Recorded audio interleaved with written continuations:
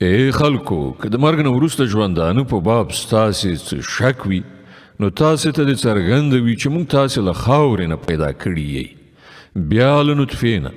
بیا د وینې له ټوټې نه، بیا د غوښې له بوټۍ نه چې شکل لرونکي هم وي او بې شکله هم. دا موږ د دې لپاره ښیو تر څو چې تاسې ته حقیقت څرګند کړو. موږ چې کومه نطفه وغواړو تر یوې ټاکلې مودې پورې په رحمونو کې تم کړې ساتو، بیا تاسې د یو ماشوم په بڼه راباسو، بیا ستاسې روزنه پالنه کوو تر څو چې تاسې خپلې بشپړې ځوانۍ ته ورسیږئ او له تاسې نه څوک د مخه بیرته غوښتل کیږي یعنی مري،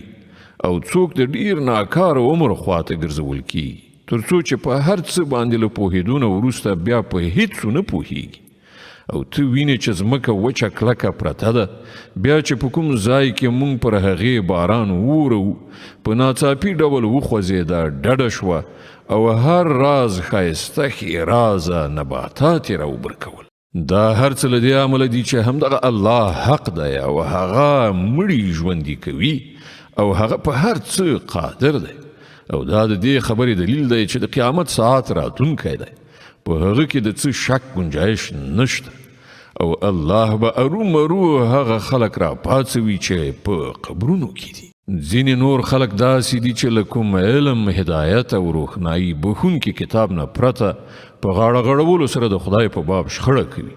تر څو چې خلک د خدای له لارې نه واړوي. د داسې شخص لپاره په دنیا کې رسوایي ده او د قیامت په ورځ به موږ په هغه باندې د اور د عذاب خوند وڅکو.